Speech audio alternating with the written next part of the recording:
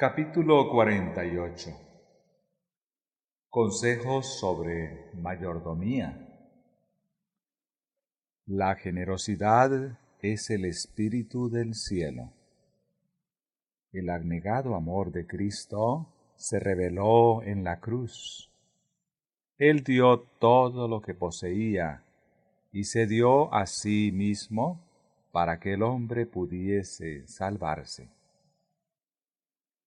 La cruz de Cristo es un llamamiento a la generosidad de todo discípulo del Salvador.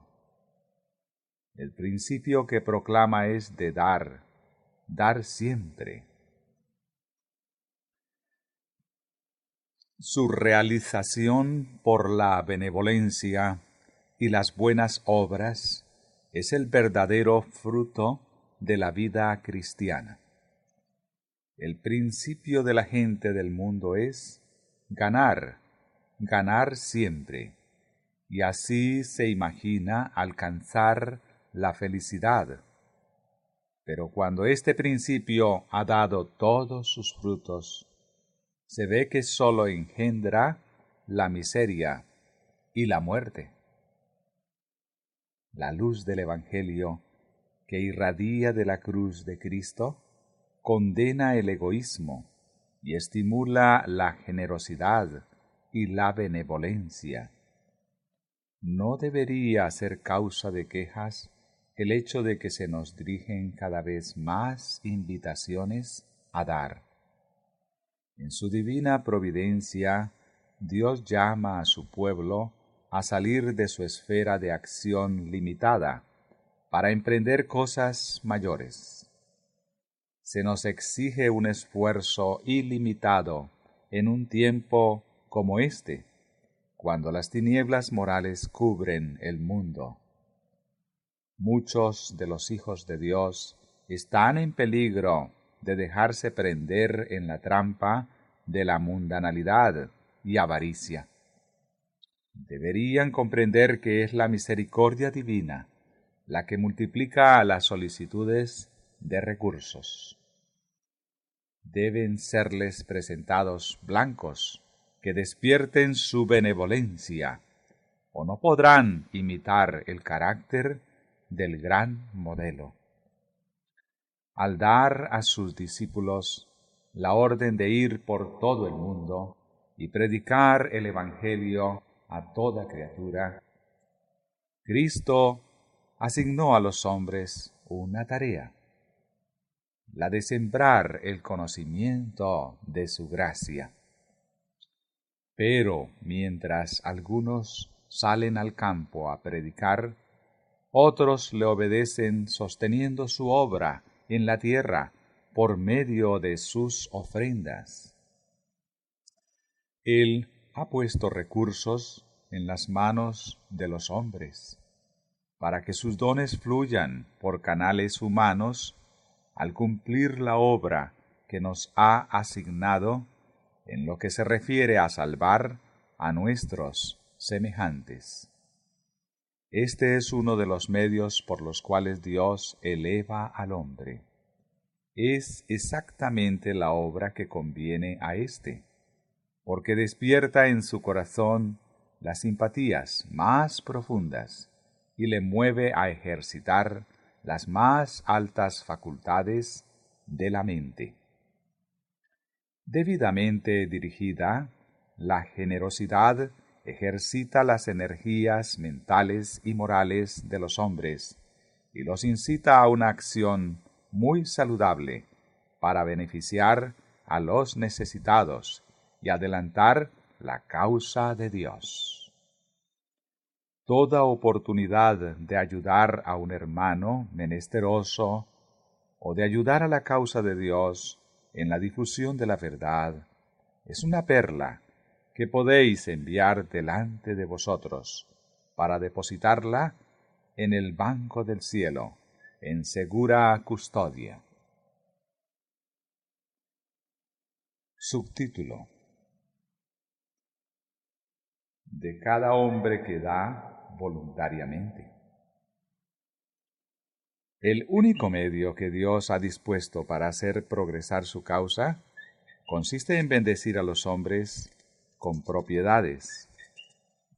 Les da la luz del sol y la lluvia. Hace florecer la vegetación. Les da salud y capacidad de adquirir recursos.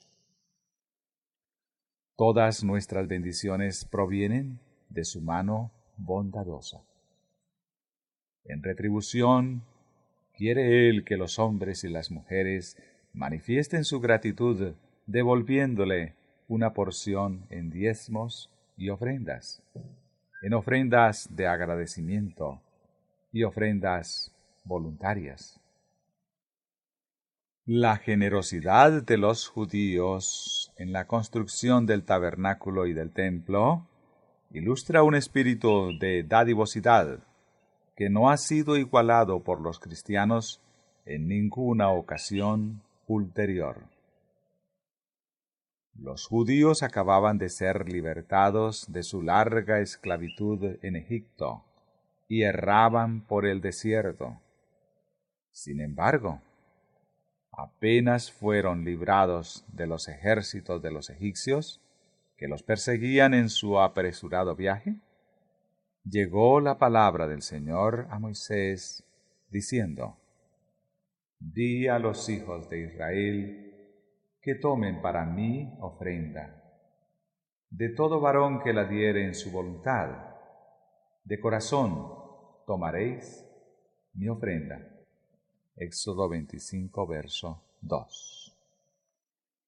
El pueblo tenía pocas riquezas y ninguna halagüeña perspectiva de aumentarlas, pero tenía delante de sí un objeto: construir el tabernáculo para Dios. El Señor había hablado, y sus hijos debían obedecer su voz. No retuvieron nada. Todos dieron con mano voluntaria, no cierta cantidad de sus ingresos, sino gran parte de lo que poseían. La consagraron gozosa y cordialmente al Señor, y le agradaron al hacerlo. ¿No le pertenecía acaso todo? ¿No les había dado Él todo lo que poseían? Si Él lo pedía, ¿no era su deber devolver al prestamista lo suyo?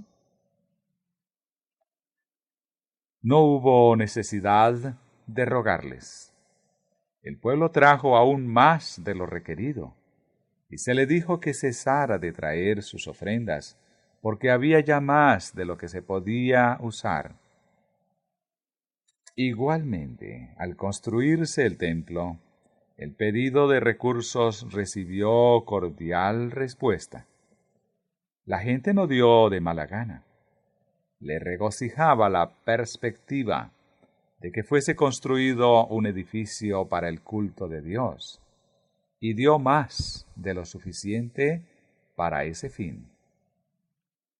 ¿Pueden los cristianos, que se precian de tener mayor luz que los hebreos, dar menos de lo que daban ellos? ¿Pueden los cristianos que viven cerca del tiempo del fin quedar satisfechos con sus ofrendas que no alcanzan ni a la mitad de la que eran las de los judíos? El Señor ha ordenado que la difusión de la luz y la verdad en la tierra dependan de los esfuerzos voluntarios y las ofrendas de aquellos que han participado de los dones celestiales. Son comparativamente pocos los llamados a viajar como ministros o como misioneros, pero multitudes han de cooperar con sus recursos en la difusión de la verdad.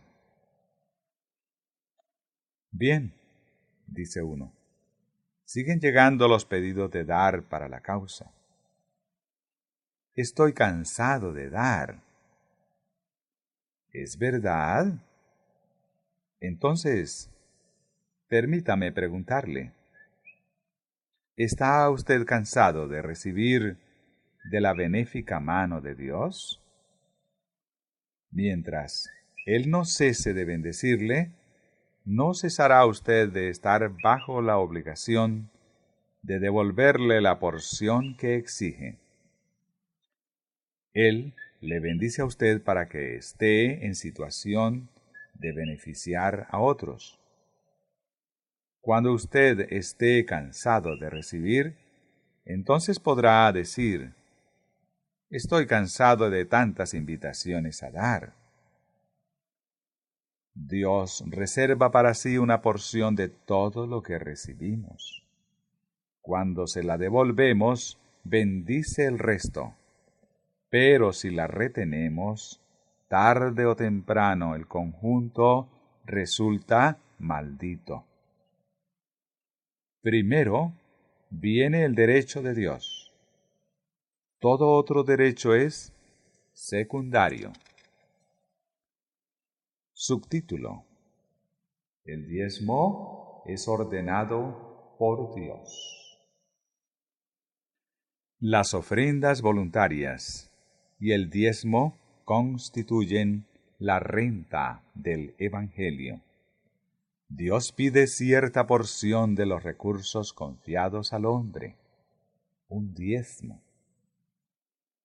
Todos deben recordar que lo que Dios exige de nosotros supera a cualquier otro derecho.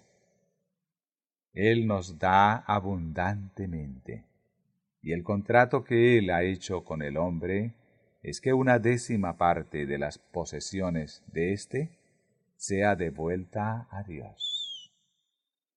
Él confía misericordiosamente sus tesoros a sus mayordomos, pero dice del diezmo: es mío. En la proporción en que Dios ha dado su propiedad al hombre, el hombre debe devolverle un diezmo fiel de toda su substancia. Este arreglo preciso fue hecho por Jesucristo mismo. La verdad para este tiempo debe ser proclamada hasta en los rincones oscuros de la tierra. Y esta obra puede empezar en nuestro propio país. Los que siguen a Cristo no deben vivir egoístamente, sino que, compenetrados del Espíritu de Cristo, deben obrar en armonía con Él. La gran obra que Jesús anunció que había venido a hacer fue confiada a los que le siguen en la tierra. Él ha dado a su pueblo un plan para obtener sumas suficientes con que financiar sus empresas. El plan de Dios en el sistema del diezmo es hermoso por su sencillez e igualdad. Todos pueden practicarlo con fe y valor porque es de origen divino. En él se combinan la sencillez y la utilidad, y no requiere profundidad de conocimiento para comprenderlo y ejecutarlo. Todos pueden sentir que son capaces de hacer una parte para llevar a cabo la preciosa obra de salvación. Cada hombre, mujer y joven puede llegar a ser un tesorero del Señor, un agente para satisfacer las demandas de la tesorería. Dice el apóstol: cada uno de vosotros ponga aparte algo, según haya prosperado. Primera de Corintios 16:2. Por este sistema se alcanzan grandes objetos. Si todos lo aceptasen, cada uno sería un vigilante y fiel tesorero de Dios, y no faltarían recursos para llevar a cabo la gran obra de proclamar el último mensaje de amonestación al mundo.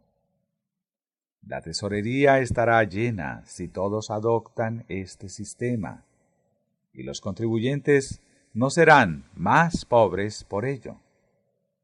Mediante cada inversión hecha, llegarán a estar más vinculados a la causa de la verdad presente. Estarán atesorando para sí buen fundamento para lo porvenir, a fin de que echen mano de la vida eterna. Primera de Timoteo 6, 10 y 9. Al ver los que trabajan con perseverancia y sistemáticamente que sus generosos empeños tienden a alimentar el amor a Dios y a sus semejantes, y que sus esfuerzos personales extienden su esfera de utilidad, comprenderán que reporta una gran bendición el colaborar con Cristo. La Iglesia cristiana, por lo general, no reconoce el derecho de Dios de exigirle que dé ofrendas de las cosas que posee para sostener la guerra contra las tinieblas morales que inundan al mundo. Nunca podrá la causa de Dios progresar como debiera hacerlo antes que los seguidores de Cristo trabajen activa y celosamente. Subtítulo: El privilegio de ser colaborador con Dios. Dios no depende del hombre para sostener su causa. Podría haber enviado medios directamente del cielo para suplir su tesorería, si en su providencia lo hubiese considerado mejor para el hombre. Podría haber formulado planes para que los ángeles hubiesen sido enviados a publicar la verdad al mundo sin intervención de los hombres. Podría haber escrito las verdades en el firmamento y haber dejado que éste declarase al mundo sus requerimientos en caracteres vivos. Dios no depende del oro o la plata de hombre alguno. Dice: porque mía es toda bestia del bosque, y los millares de animales en los collados. Si yo tuviese hambre, no te lo diría a ti, porque mío es el mundo y su plenitud. Salmo 50, verso 10 y 12. Cualquier necesidad de que intervengamos en el adelantamiento de la causa de Dios ha sido ordenada a propósito para nuestro bien. Él nos ha honrado haciéndonos colaboradores suyos. Ordenó que fuese necesaria la cooperación de los hombres a fin de que pudiesen practicar la generosidad. La ley moral ordenaba la observancia del sábado, que no era una carga excepto cuando esa ley era transgredida y los hombres se veían sujetos a las penalidades que entrañaba su violación. Igualmente, el sistema del diezmo no era una carga para aquellos que no se apartaban del plan. El sistema ordenado a los hebreos no ha sido abrogado ni reducido su vigor por aquel que lo ideó. En vez de carecer de fuerza ahora, tiene que practicarse más plena y extensamente, puesto que la salvación por Cristo debe ser proclamada con mayor plenitud en la era cristiana. El Evangelio, para extenderse y ampliarse, requeriría mayores provisiones para sostener la guerra después de la muerte de Cristo. Y esto hizo que la ley de dar ofrendas fuese una necesidad más apremiante que bajo el gobierno hebreo. Dios no requiere menos ahora, sino mayores dones que en cualquier otro periodo de la historia del mundo. El principio trazado por Cristo es que los dones y ofrendas deben ser proporcionales a la luz y bendiciones que se han disfrutado. Él dijo: porque a todo aquel a quien se haya dado mucho, mucho se le demandará. Lucas 12:48. Un raudal de luz resplandece de la palabra de Dios, y debemos despertarnos para reconocer las oportunidades descuidadas. Cuando todos sean fieles en lo que respecta a devolver a Dios lo suyo en diezmos y ofrendas, se abrirá el camino para que el mundo oiga el mensaje para este tiempo. Si el corazón de los hijos de Dios estuviese lleno de amor por Cristo, si cada miembro de la Iglesia estuviese cabalmente dominado por un espíritu de abnegación, si todos manifestasen profundo fervor, no faltarían fondos para las misiones. Nuestros recursos se multiplicarían y se nos ofrecerían 1000 oportunidades de ser útiles.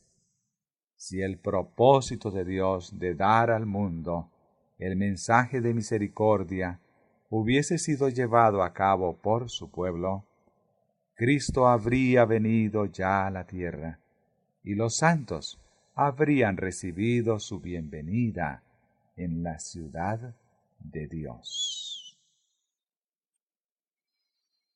Subtítulo: Dios pide una 10ª parte de las ganancias que nos da.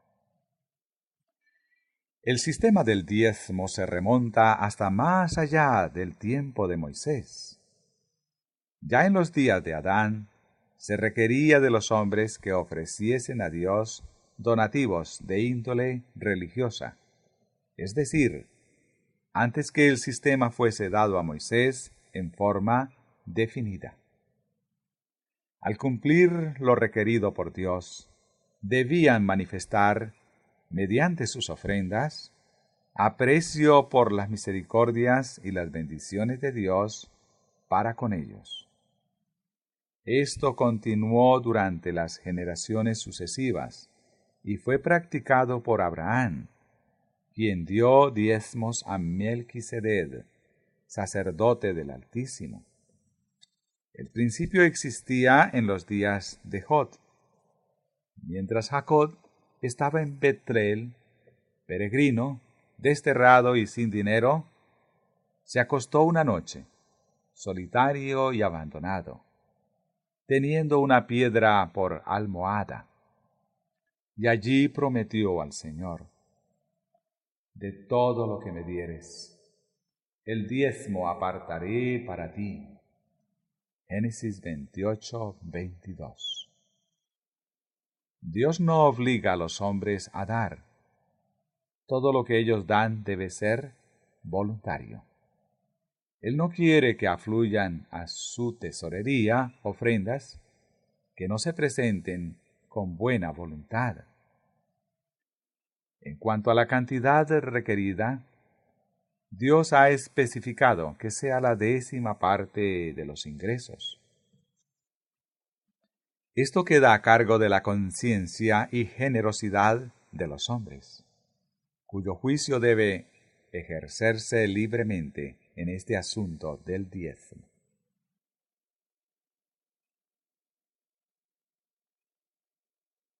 Y aunque queda librado a la conciencia, se ha trazado un plan bastante definido para todos. No se requiere compulsión alguna. En la dispensación mosaica, Dios pedía de los hombres que diesen la 10ª parte de todas sus ganancias. Desconfiaba las cosas de esta vida, como talentos que debían devolver perfeccionados. Ha requerido la 10ª parte y la exige como lo mínimo que le debemos devolver. Dice: os doy las 9 décimas, y os pido una. esa es mía.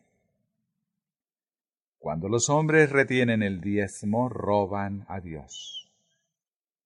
Además del diezmo, se requerían ofrendas por el pecado, ofrendas pacíficas y de agradecimiento a Dios. Todo lo que se retiene de lo que Dios pide, o sea el diezmo, queda registrado en los libros del cielo como un robo hecho a Él. Los que lo cometen defraudan a su Creador, y cuando se les presenta este pecado de negligencia, no es suficiente que cambien su conducta y empiecen desde entonces a obrar según el debido principio. Esto no corregirá las cifras escritas en los registros celestiales por su desfalco de la propiedad que se les ha confiado para que la devuelvan al prestamista. Deben arrepentirse de su infidelidad para con Dios y de su vil ingratitud.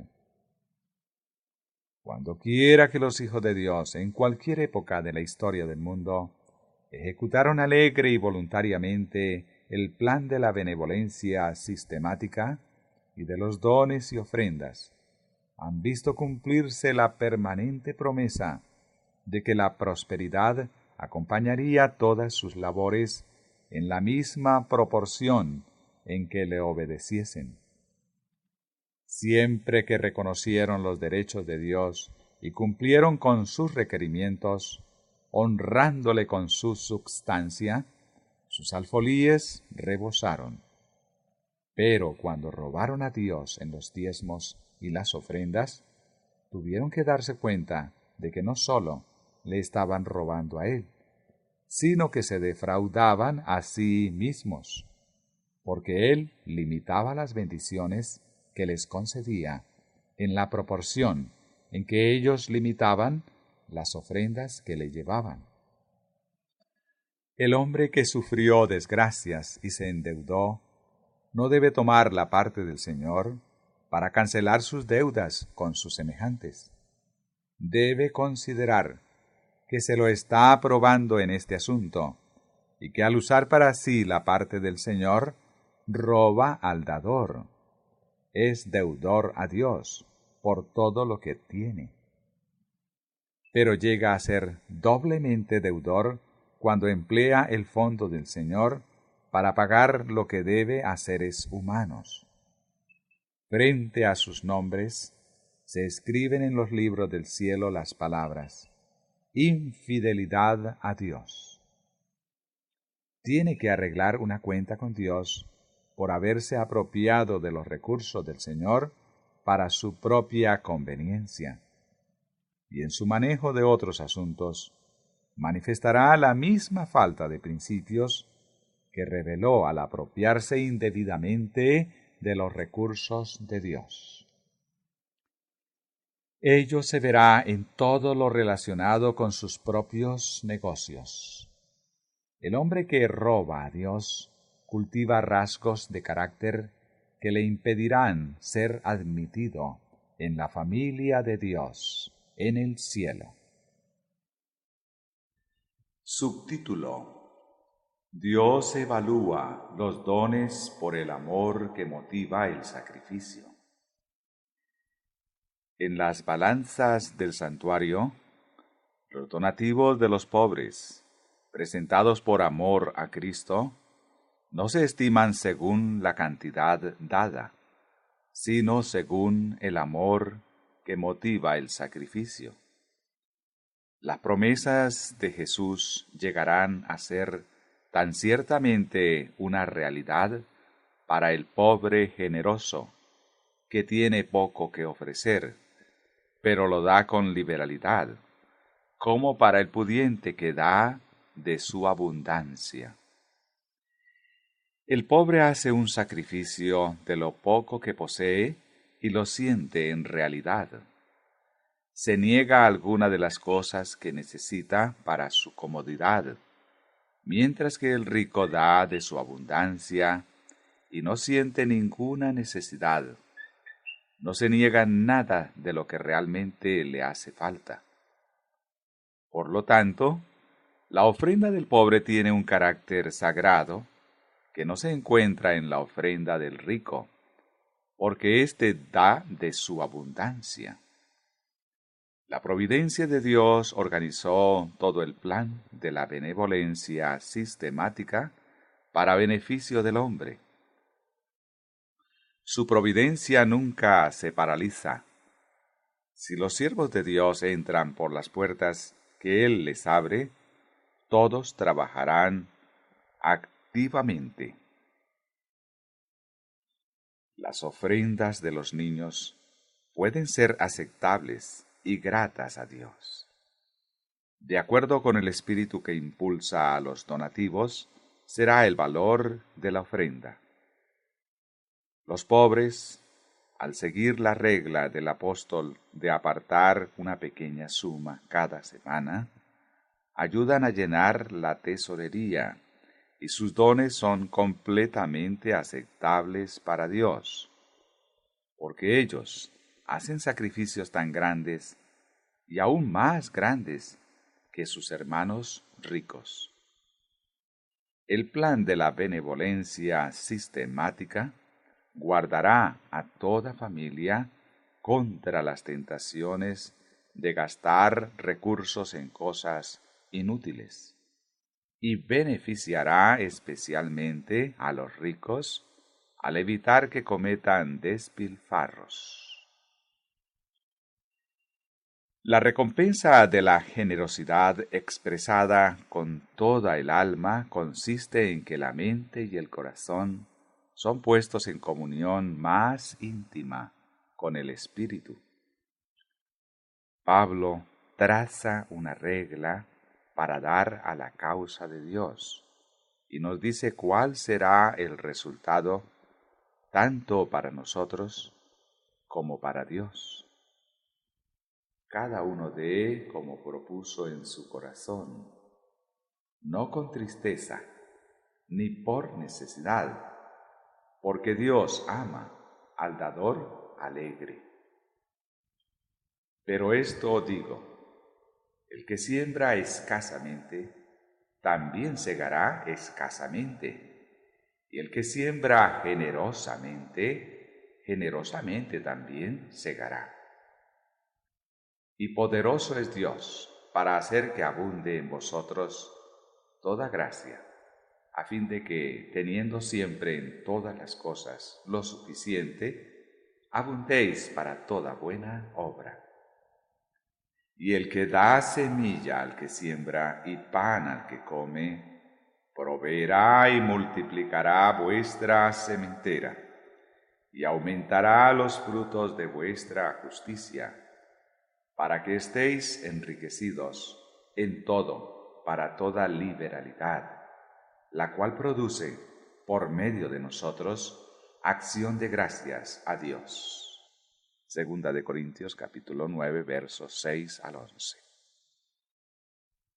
Subtítulo: La disposición apropiada de los bienes.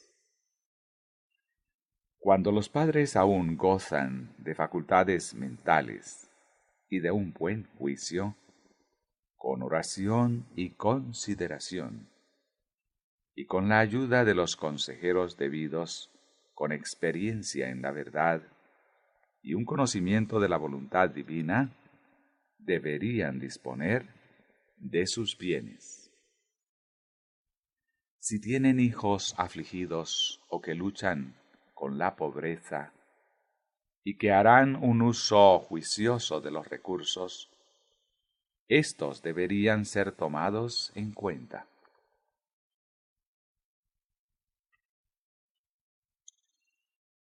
Pero si tienen hijos que no son creyentes y que poseen abundancia de las cosas de este mundo y que sirven al mundo, cometen un pecado contra el Maestro que los ha hecho mayordomos suyos si colocan recursos en las manos de éstos, nada más que porque son sus hijos. Los derechos de Dios no deben considerarse livianamente. Y debería comprenderse claramente que no porque los padres hayan hecho su testamento, esto debe privarlos de dar recursos a la causa de Dios mientras viven. Deberían hacerlo. Deberían tener la satisfacción aquí y la recompensa en el más allá de disponer mientras viven de los recursos que tienen en exceso. Deberían hacer su parte para promover la causa de Dios. Deberían utilizar los recursos que su maestro les ha prestado para llevar a cabo la obra que necesita hacerse en su viña. Los que retienen lo que pertenece a la tesorería de Dios y acumulan sus recursos para sus hijos, ponen en peligro el interés espiritual de estos últimos.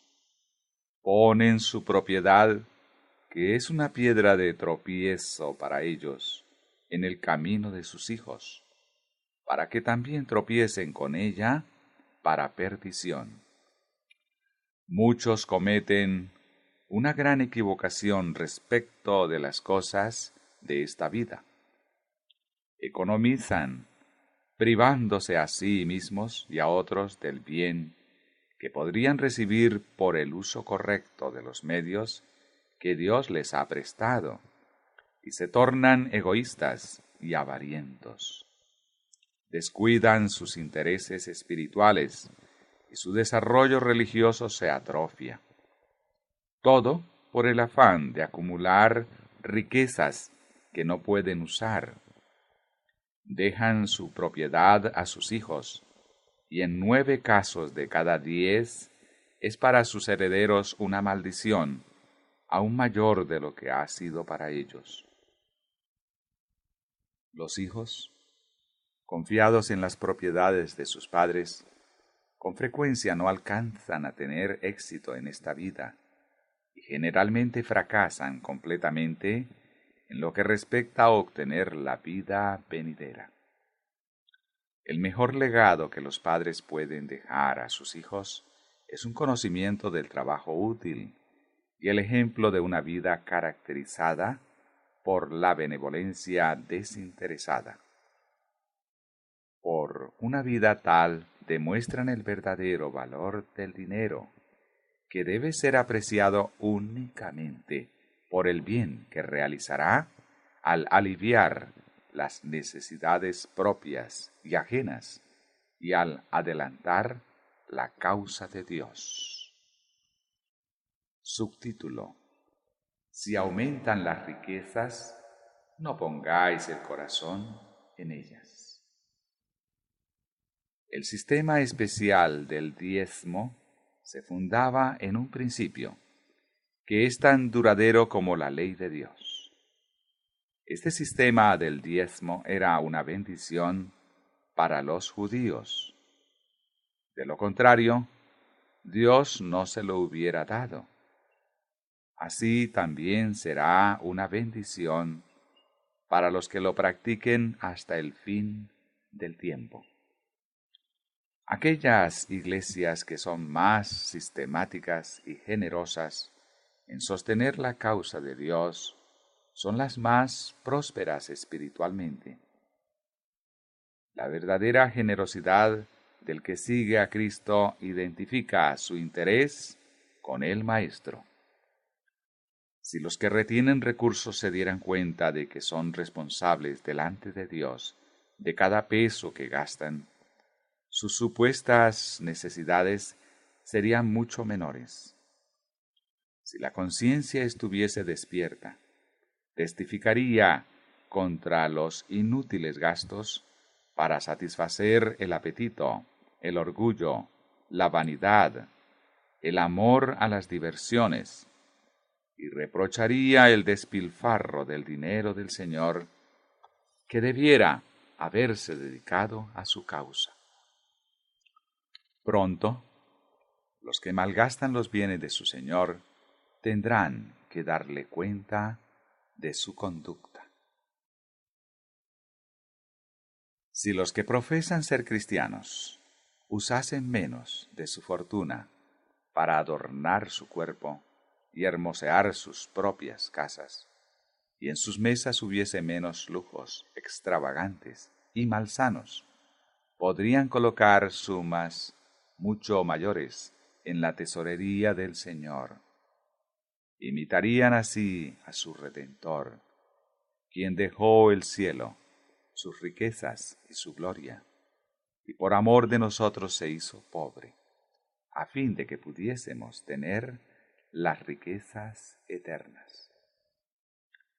Pero son muchos los que, al comenzar a juntar riquezas materiales, calculan cuánto tardarán en poseer cierta suma. En su afán de acumular una fortuna, dejan de enriquecerse para con Dios. Su generosidad no se mantiene a la par con lo que reúnen. A medida que aumenta su pasión por las riquezas, sus afectos se entrelazan con su tesoro. El aumento de su propiedad fortalece el intenso deseo de tener más, hasta que algunos consideran que el dar al Señor el diezmo es una contribución severa e injusta. La inspiración ha declarado: si se aumentan las riquezas, no pongáis el corazón en ellas. Salmo 62:10. Muchos han dicho: si yo fuese tan rico como fulano, multiplicaría mis donativos para la causa de Dios. No haría otra cosa con mi riqueza sino emplearla para el adelantamiento de la causa de Dios. Dios ha probado a algunos de estos dándoles riquezas, pero con estas las tentaciones se hicieron más intensas y su generosidad fue mucho menor que en los días de su pobreza. Un ambicioso deseo de mayores riquezas absorbió su mente y corazón y cometieron idolatría. Subtítulo: Una promesa hecha a Dios es obligatoria y sagrada. Cada uno ha de ser su propio asesor, y se le deja dar según se propone en su corazón. Pero hay algunos que son culpables del mismo pecado que cometieron Ananías y Zafira, pues piensan que si retienen una porción de lo que Dios pide en el sistema del diezmo, los hermanos no lo sabrán nunca. Así pensaba la pareja culpable, cuyo ejemplo se nos da como advertencia. En este caso Dios demostró que escudriña el corazón. No pueden ocultársele los motivos y propósitos del hombre. Dejó a los cristianos de todas las épocas una amonestación perpetua a precaverse del pecado al cual los corazones humanos están continuamente inclinados. Cuando se ha hecho en presencia de nuestros hermanos la promesa verbal o escrita de dar cierta cantidad, ellos son los testigos visibles de un contrato formalizado entre nosotros y Dios. La promesa no se hace al hombre, sino a Dios, y es como un pagaré dado a un vecino. Ninguna obligación legal tiene más fuerza para el cristiano en cuanto al desembolso de dinero que una promesa hecha a Dios. Las personas que hacen tales promesas a sus semejantes no piensan generalmente en pedir que se los libre de sus compromisos. Un voto hecho a Dios, el dador de todos los favores, es de importancia aún mayor. Por lo tanto, ¿por qué habríamos de quedar libres de nuestros votos a Dios? ¿Considerará el hombre su promesa como de menos fuerza, porque ha sido hecha a Dios? Por el hecho de que su voto no será llevado a los tribunales, ¿es menos válido? ¿Habrá de robar a Dios un hombre que profesa ser salvado por la sangre del infinito sacrificio de Jesucristo?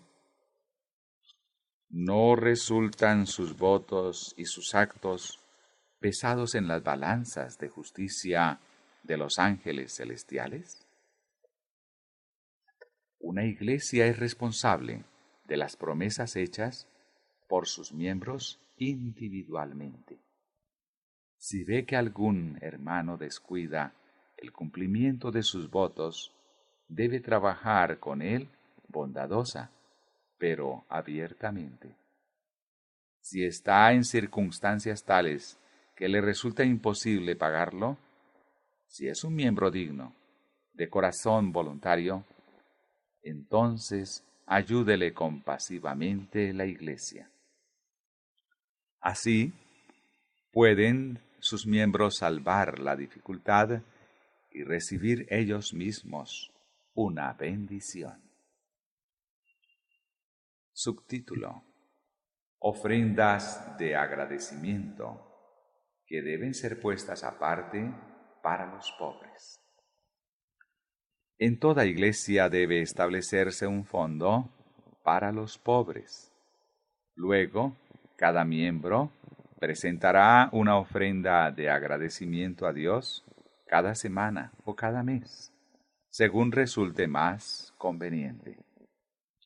Esta ofrenda expresará nuestra gratitud por los dones de la salud, el alimento y las ropas cómodas. Y en la medida en que Dios nos bendijo con estas comodidades, apartaremos recursos para los pobres, los dolientes y los angustiados. Quisiera llamar especialmente la atención de los hermanos a este punto. Recordemos a los pobres. Privémonos de algunos de nuestros lujos. Sí, aún de comodidades. Y ayudemos a aquellos que pueden obtener solamente la más escasa alimentación e indumentaria.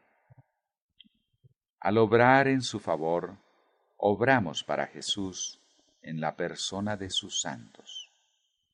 Él se identifica con la humanidad doliente. No aguardemos hasta que hayan sido satisfechas todas nuestras necesidades imaginarias.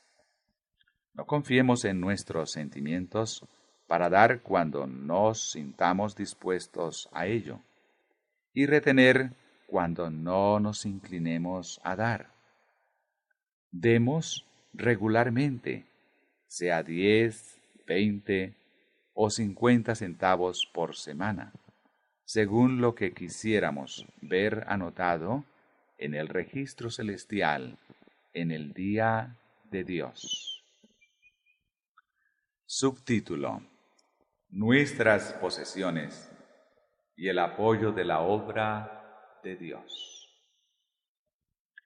Estoy encargada de decir a los que aman a Dios sinceramente y que tienen recursos propios: ahora es el tiempo cuando debéis invertir vuestros bienes en el sostén de la obra de Dios.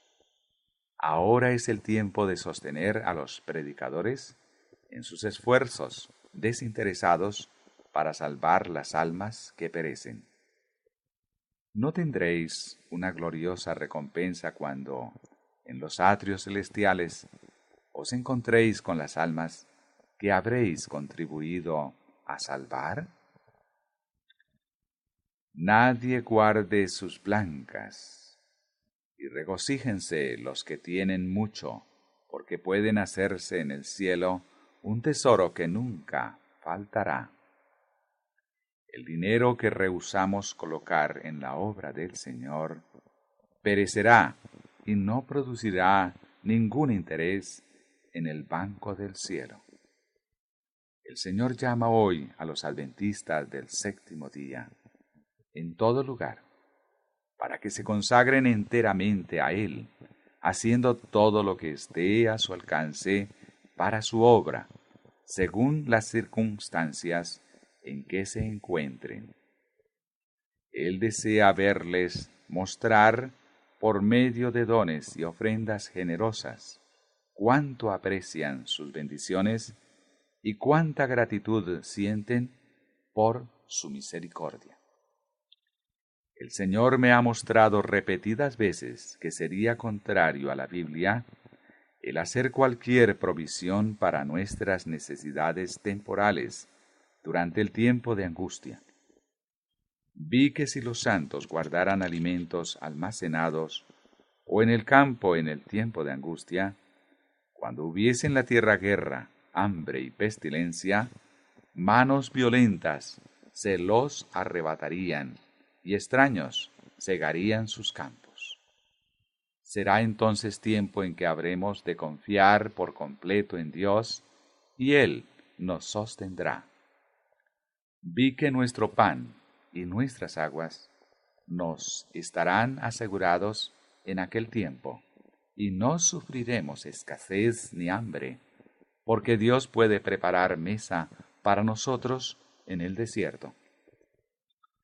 Si fuese necesario, mandaría cuervos para que nos alimentasen, como alimentó a Elías, o haría bajar maná del cielo, como lo hizo en favor de los israelitas. En el tiempo de angustia, de nada les valdrán a los santos las casas ni las tierras, porque entonces tendrán que huir delante de turbas enfurecidas, y en aquel entonces no podrán deshacerse de sus bienes para hacer progresar la causa de la verdad presente. Me fue mostrado que la voluntad de Dios es que, antes que venga el tiempo de angustia, los santos se libren de cuanto los estorbe y hagan pacto con Dios por medio de sacrificio. Si ponen sus propiedades sobre el altar y preguntan fervorosamente a Dios cuál es su deber, les enseñará cuándo habrán de deshacerse de aquellas cosas. Entonces estarán libres en el tiempo de angustia y no habrá trabas que los detengan. Subtítulo: El espíritu de abnegación y sacrificio. El plan de salvación fue basado en el infinito sacrificio del Hijo de Dios. La luz del Evangelio, que irradia de la cruz de Cristo, reprende el egoísmo y estimula la generosidad. No es de lamentar que aumenten los pedidos de recursos. En su providencia, Dios invita a su pueblo a que salga de su limitada esfera de acción para emprender mayores cosas. En este tiempo, en que las tinieblas morales están cubriendo al mundo, se necesitan esfuerzos ilimitados. La mundanalidad y la avaricia están royendo las vísceras de los hijos de Dios. Deben comprender que su misericordia es la que multiplica las demandas de recursos. El ángel de Dios coloca a los actos generosos al lado de la oración. Le dijo a Cornelio: tus oraciones y tus limosnas han subido para memoria delante de Dios. Hechos 10:4. Practicad la economía en vuestros hogares. Muchos están albergando y adorando ídolos. Apartad vuestros ídolos. Renunciad a vuestros placeres egoístas. Os ruego que no absorbáis los recursos en el embellecimiento de vuestras casas, porque es el dinero de Dios, y pedirá que se lo devolváis. Padres, por amor de Cristo, no empleéis el dinero del Señor para satisfacer las fantasías de vuestros hijos. No les enseñéis a seguir la moda ni a practicar ostentación para ganar influencia en el mundo. ¿Podría esto inclinarlos a salvar las almas por las cuales Cristo murió? No, solo crearía envidias, celos y malas sospechas.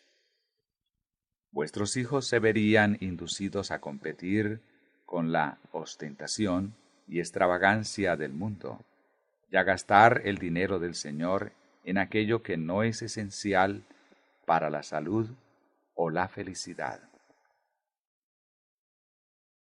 No enseñéis a vuestros hijos a pensar que vuestro amor hacia ellos debe expresarse satisfaciendo su orgullo, prodigalidad y amor a la ostentación.